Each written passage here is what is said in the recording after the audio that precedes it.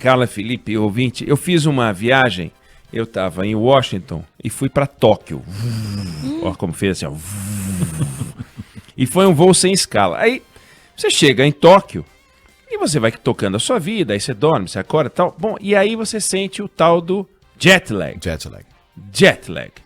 Que é um troço que acontece na gente, porque a gente fica com a cabeça do lugar onde a gente estava, mas a gente está em outro canto. Então você acorda de madrugada, 4 da tarde você está com sono, aí 3 da manhã você acorda. Enfim, é aquela confusão até que você vai acostumando, mas você precisa de alguns dias, e quanto maior é a quantidade de fusos, maior é o jet lag.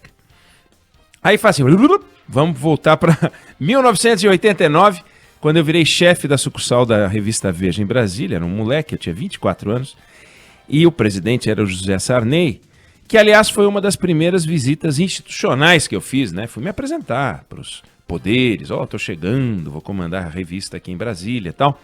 E eu tinha uma imagem muito negativa dele.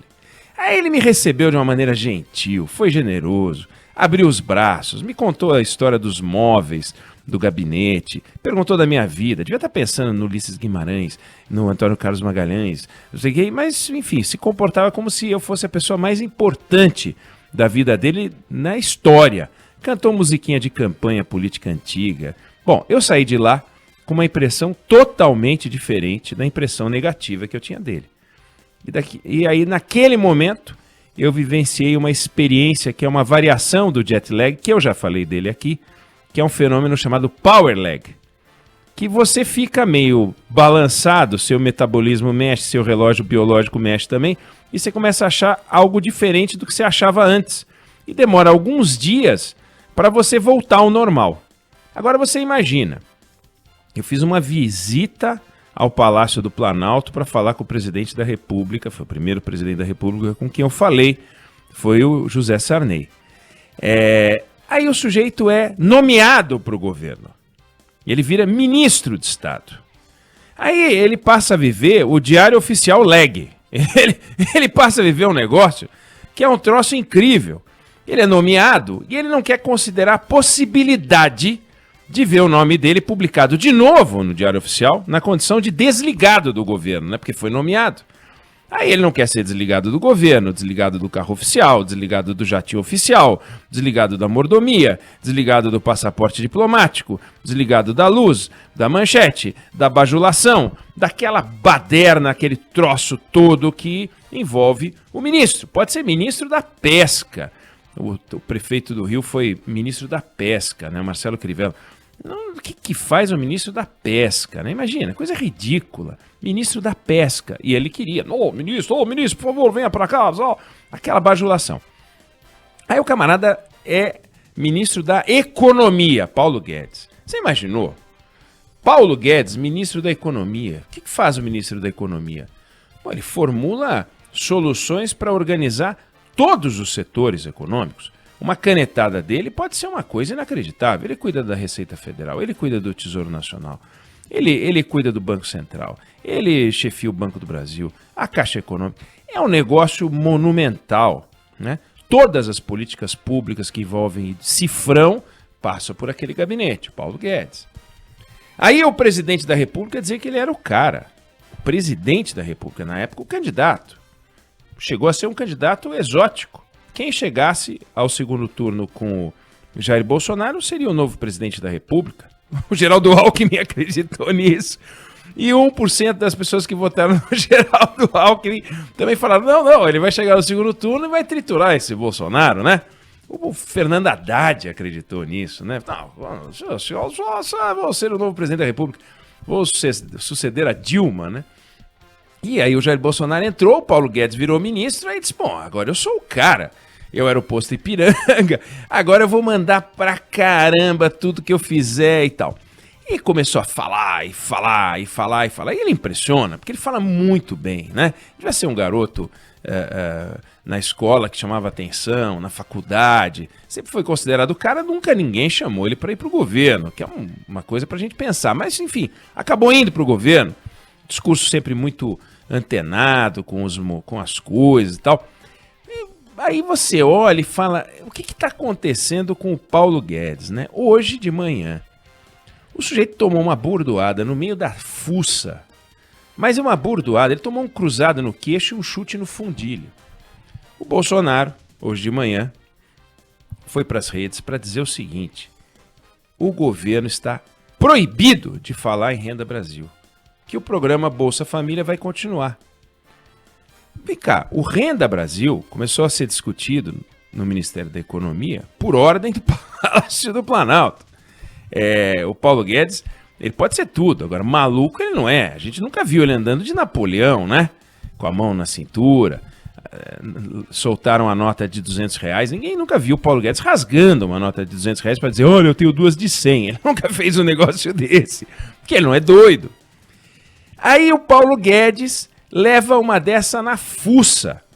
O secretário especial da Fazenda, o Valderi Rodrigues, tinha dado entrevista falando sobre o que eles estavam fazendo para conseguir chegar ao Renda Brasil. E eles estavam estudando congelar benefício de aposentadoria e pensão, reduzir seguro-desemprego. O Bolsonaro ficou doido. Chamou isso de devaneio. E falou, acabou. Agora, até 2022, vai ter Bolsa Família.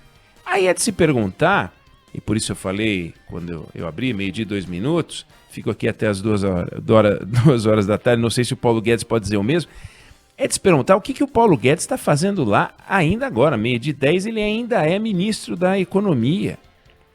Por que ele está lá? Por que ele não vai embora?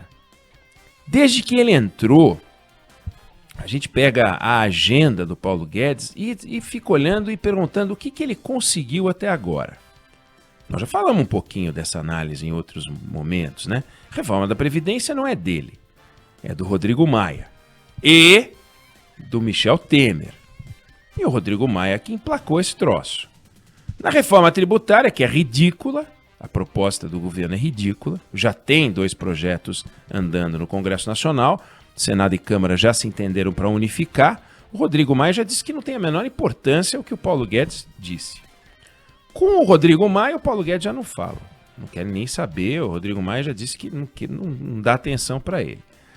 Ele não consegue falar com os colegas da Esplanada, porque também arrumou um encrenque. E agora, no Palácio do Planalto, tem uma célula anti-Paulo Guedes. Uma célula anti-Paulo Guedes, que é formada pelo general Braga Neto e é reforçada pelo Rogério Marinho, do Desenvolvimento Regional, que não é do Palácio do Planalto, mas forma com o Braga Neto do Gabinete Civil um muro anti-Paulo Guedes. Tá lá. O Paulo Guedes falava na CPMF, com a bênção do Palácio do Planalto. Aí, quando esse negócio vazou, virou uma confusão, o secretário do Tesouro da Receita Federal espirrou, como se fosse uma coisa exótica. Aí o Paulo Guedes continuou a falar da CPMF, que morreu. Aí apresentou uma proposta de reforma administrativa, né, surgiu do governo, um negócio tão ridículo, que o secretário Paulo Webel foi embora. O que eu vou fazer aqui? Eu queria fazer uma reforma administrativa de verdade. Vai sair esse tiro de festim, tchau, vou embora. Saiu. A privatização, o cara saiu, o Salim Matar. Tinha mais o que fazer. O sujeito empresário, montou a Localiza, um vencedor. Aí o camarada foi trabalhar no governo, abnegado, deixa eu fazer alguma coisa, cuidar das privatizações, dançou, tchau. O secretário do Tesouro foi embora, o presidente do Banco do Brasil foi embora. A Receita Federal, já disse aqui, foi embora. O que o Paulo Guedes está fazendo lá? Agora, depois dessa, não tem mais Renda Brasil. Não tem Renda Brasil, a reforma tributária é uma piada, reforma administrativa é uma piada, as privatizações são uma piada.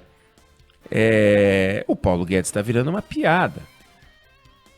Um negócio que chega a envergonhar ele com o seu discurso. Então, o que o posto Ipiranga está fazendo que ainda não virou posto 9? Sabe, o posto Ipiranga tem que voltar para o posto 9. Porque o Renda Brasil, o presidente transformou em Lenda Brasil. Acabou, não tem mais. Então, a gente está num quadro agora que ministro não pode ser fraco. Porque presidente nunca é fraco. Não existe presidente fraco. O presidente é fraco. Não existe. O presidente fraco cai. A Dilma ficou fraca, caiu. O Collor ficou fraco, caiu. O presidente ou é forte, não existe. Agora, ministro da economia tem que impor a agenda. Cadê a agenda do Paulo Guedes? A agenda que está valendo é a agenda do Congresso Nacional, é a agenda do Rodrigo Maia, é a agenda do venusiano. O venusiano é, como eu chamei ontem à noite, o Davi Alcolumbre, que parece que vive em Vênus, porque tem lá um veto fundamental para ser analisado, que é o da desoneração da folha de salários, que ele não põe para votar. 6 milhões de pessoas esperando para saber se vão ficar empregadas, vão perder o emprego, e só sendo realmente de outro planeta para não colocar isso para votar, ele não põe para votar, porque quer garantir a reeleiçãozinha dele lá. Fato é que ele dá as cartas. Fato é que ele está conseguindo enrolar essa votação. E o Paulo Guedes ficaria peripateticamente zanzando, cada vez mais descabelado, dando declarações e declarações e declarações, todas muito curiosas, muito bem montadas. Ele tem o dom da palavra, mas não tem o dom da agenda, não manda em nada. Está ficando um negócio cada vez mais patético. O Estado brasileiro continua inchado, o déficit público está aí, o orçamento brasileiro não inovou em nada, o orçamento para o ano que vem não tem nada de novo, o Brasil está andando do jeito que anda e o Paulo Guedes não interfere em nada. Então, depois dessa paulada que o presidente deu hoje nele, porque essa foi na testa do Paulo Guedes. O Paulo Guedes, em nenhum momento, foi se preocupar com este programa, porque ele entendia que tinha que ter esse programa.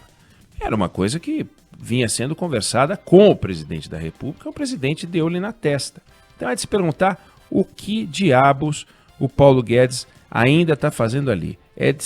É hora do posto Ipiranga, que está com o tanque vazio, não tem mais gasolina, não tem diesel, não tem álcool, não tem nada para encher o tanque dele, fazer as malas e ir para o posto 9 mesmo, andar por lá, para abrir espaço para alguém que realmente tem algum poder de interlocução com o Congresso, com os colegas da Esplanada e, sobretudo, com o Palácio do Planalto. O presidente disse que quem chegar para falar com ele sobre Renda Brasil vai receber o cartão vermelho. O que o Paulo Guedes está fazendo ali?